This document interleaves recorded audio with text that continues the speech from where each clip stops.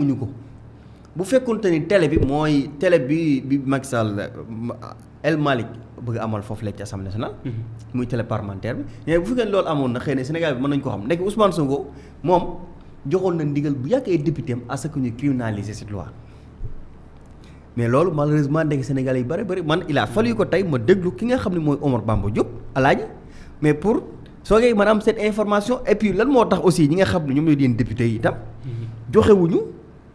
information boobu nga xamante ni si mais c'est une information capitale pour man alaaji kon yaakaar naa ni wax dëgg yàlla Ousmane Sonko ndeke ni ñenn ay xëbawaa sàmm jikko yi la ñoom itam ndeke maanaam dañuy wax nii rek parce que affaire yi booy attaqué diw demal ci moom surtout koo xam ne tëjulu la ay buntam alaaj nga waxtaan ak moom ba pare alaaj loolu c'est extrêmement important mais ñu ci bare ay tëll ma rajax lañu man ak ñoomam dañuy dégg tëll rek bëgg a taxaw ni damm na te tëll ni damm na nag moom ku ko ci moytul alaaji doo jug voilà mi ngi nii xaaral ma tëgtal ko yaakaar naa ne tey Sénégalais yi bari war nañu ko déglu Omar Bamba Diop.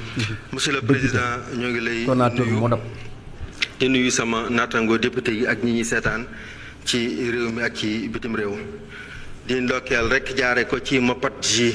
mouvement doomu jàngu bi di souhaiter booleem ñi nga xamante ne ñuy wuyu almasih Isa ibnu Maryam di leen wax saint ans de carême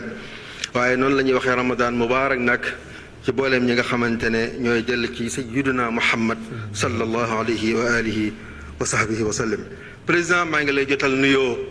du peuple ami de la Serbie di la wax ne ñu jox yitte lañu réew mi ak coppikoom ak kilifa yi nga xamante ne ñoo ko ŋànk muy le président de la république Bassirou Diomaye Diakhar Faye ak son premier ministre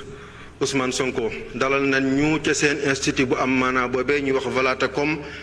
waaye am yitte ju mag a mag joo xamante ne moom lañ jox réew mi waaye it di màggal bu baax relation séculaire yi nga xamante ne doxoon na seen diggante ak le peuple sénégalais ci jamonoy ex-Yougoslavie ci diggante Tito ak le président Léopold Sédar Senghor maa ngi leen di jotal seen nuyoo ak seen intérêt ci Sénégal ak aw doxinam di ñëw nag ci li nga xamante ne moo ñu dajale tey monsieur le président alquran day wax ne wala xadd wasalna lahumul xawla laallahum yatadakkaruun par une bonne communication rek lay amee prise de conscience ak remise en cause ci société bu nekk mu mel ne nag soxal nañ communication bu baax fépp waaye fi ñu ko gën a soxlaa nag mooy ci lii nga xamante ne mooy la gestion de la chose publique maanaam li ñëpp bokk ñëpp jot ci la ca gën a doon farata maanaam mooy la bonne information ndax nag sama bokki ajoor yi sax ñoom dañuy wax ne nangu nañ ku lekk bàyyi leen waaye nanguwuñu ku wax bàyyi leen mu mel ne kon li nga xamante ne mooy chaîne bi su fekkonte ne amoon na bu yàgg dina tax liggéey yu am solo yi nga xamante ne groupe parlementaire bi defoon na ko ànd ko ak sàmm jikko yi ci lii nga xamante ne mooy criminalisation de l'homosexualité ak wax ju am solo jën fi indi ak wax ju rëy jën leen delloo ak taxawaayu am solo yi nga xamante ne jotaay bi ñu mujj am ak le président Ousmane Sonko junj nañu ko soññ ñu ko ci ñu criminaliser loolu bu chaîne bi amoon kon jàpp naa ne liy kuruj ji ci bopp Sénégal yi ba tax jamono bu nekk ñuy interpellé kon loolu nee na taxawaay yu am solo ak li nga xam ne Ousmane Sonko wax na leen ko pour ñu criminaliser mbir mi nee na bu fekkoonte ne chaîne bi am na kon lënt yi nga xam ne ñoom ñoo am ci boppu Sénégalais yi ñenn ñi ci bare du am alaaj mais li c'est une information capitale et c'est extrêmement important kon ki nga xam ne mooy Ousmane Sonko moom wax dëgg yàlla li fa waxoon wax ju am solo nee na mooy alaaj bi ñu génnee mook président Bassirou Diomaye Diakhar Faye ci hôtel Azalaï j'étais là-bas couvrir naa ko ba mu jeex alaaji mu ni da ngay xam nit bu baax a baax démb ak tey xam mooy kan wóolu ko des fois situation taxaw rek nga mën a am doute ci kooku noonu mais ñooñu dafa mel ni Sénégal yi bari bàyyi ñu xel joxe Ousmane Sonko jooju te lii nii daf koy firndeelaat maanaam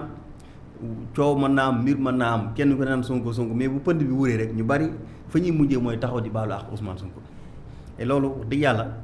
Ousmane Sonko joxoon na li ay atu yoo xam ne waroon nañ koo mën a moytu bu yàgg-yàgg kon déjà li moom yaakaar naa ni lu leer naññ la ci côté boobu léegi nag li ci des mooy li nga xam ne mooy war di àgg ci askan bi rek mu di ci àgg beneen bi ci des mooy ci nekkoon sànq mooy taxawaayu état bi alaaji ci li nekk di xew ni gis nga l'état du Sénégal ci njiital président Bassirou Diomaye Faye ak ki nga xam ne moo di Ousmane Sonko tey lii nii su amee li olof naan bu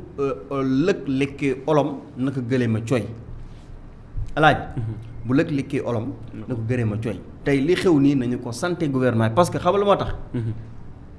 cette fois-ci liñ ci mën a jàngate mooy amul benn dossier bu gars yi teg conc wala di ko dugal ci ay suufu tiroir mais laaj naka nga mën a jàngate ni coowal Pape Cheikh Diallo bi en 2019 la teewi woon ci loxoy yoon Sénégal yi bari kenn yëgu ko ba tey jii 2026 6 ans jëm 7 ans Sénégal yi di ko soogay dégg alaaji loo ci mën a jàngate nga dégg aussi Macky Sall ni am na ci dossier yu bari maa ci teg sama conc ndax bu jugee réew mi mën naa tàkk ñun kay ñi ngi soogay comprendre li Macky Sall doon naan dossier yu bari maa ci teg sama conc ndax su ma ko bàyyee réew mi mën naa tàkk ba pare teggi loxoom teggi conc yëpp ci dossier boo xam ni dossier boobu la ñëpp xam ni dossier bi moo mën a taal réew mi te gis nañ ban ca duggee li ci xew alaaji man maa ngi soogay comprendre ndeket nit dana wax dara alaaji nga toog ay at di soogay comprendre lam daan wax mais lan mooy taal alaaji boobu léegi ñu ngi arrêté gars yi ban réew moo fi tàkk nee kay dossier yoo xam ne su ma tegee sama conc gàcce déedéet du gàcce national de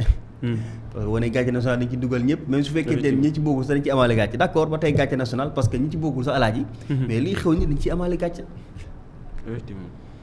daa waroon wax ni am na ci dossier xam ne bu ma ci teggee sama conc gàcce national la nar a nekk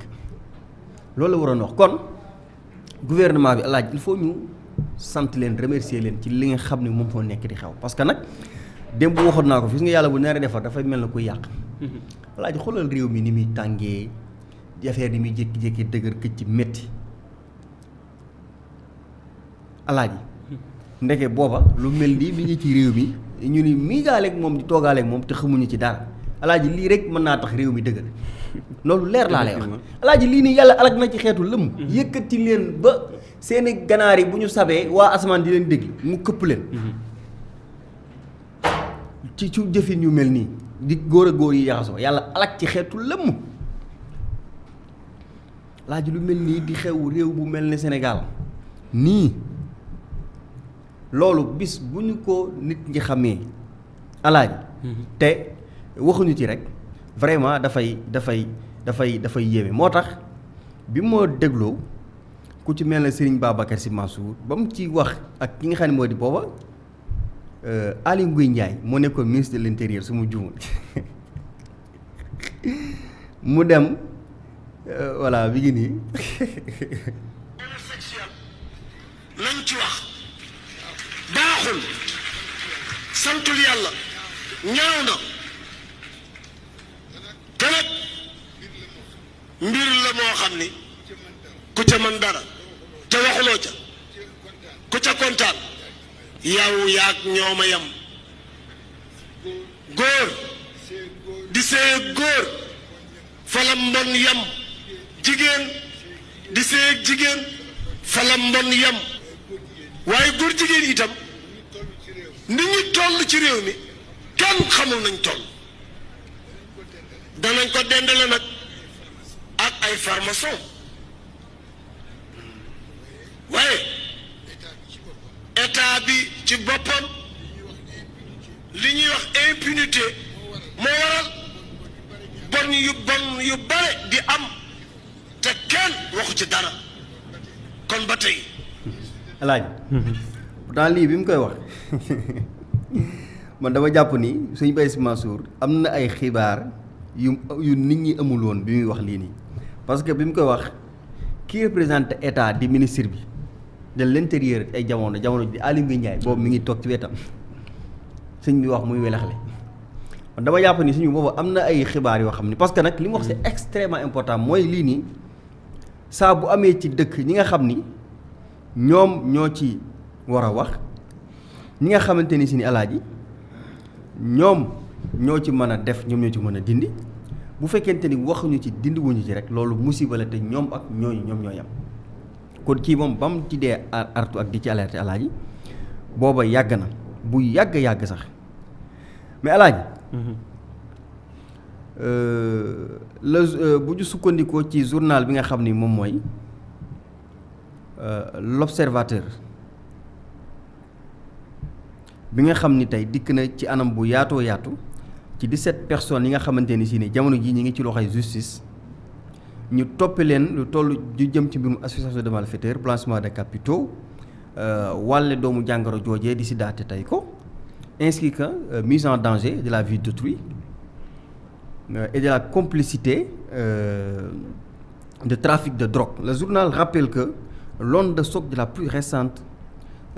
provient de l'interpellation ce mardi du journaliste de la RTS Pape Birame Bigué Ndiaye. Cette enquête est toutefois loin d'être terminée, prédit le quotidien du groupe Futur Média.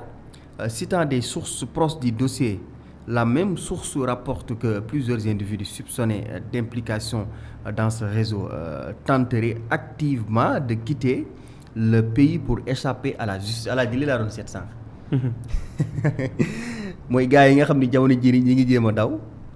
En réponse, les autorités envisagent un renforcement immédiat de la surveillance au point de sortie, notamment dans les aéroports et au niveau des frontières terrestres, alors que certaines personnalités sont d'ores et déjà considérées comme activement recherchées.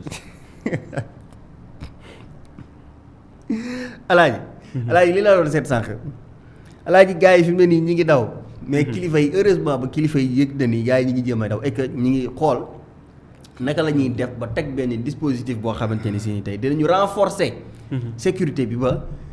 kenn du daw naan alaaji bañ juree jàmm alaaji xanaa ko daw réew moom dootoo dikkati mukk ba feeri jeexee nga ñëwaat mais alaaji lii moo tax Sénégal ñu bare bari mënuñoo bëgg Ousmane Sonko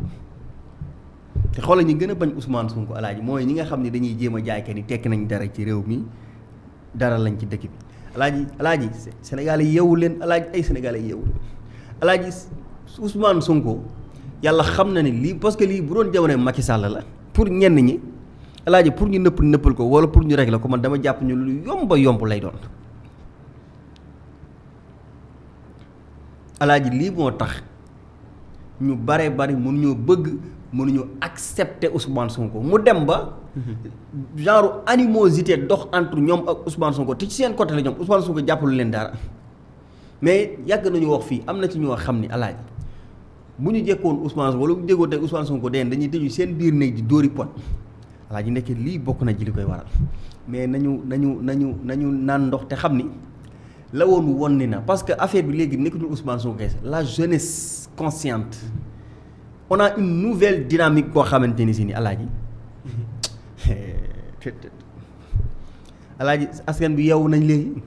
la fi amoon mënatu fee am bu soobee alaaji lii moo tax ndek ñu bare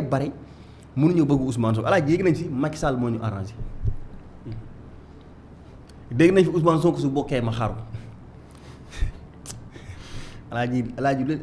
alaaji ci ngay comprendre lan moo tax ñenn ñi mënuñoo accepter Ousmane Sonko mënuñoo bëgg Ousmane Sonko alaaji nekk cim réew sañ faa def lu la neex sañ faa wax lu la neex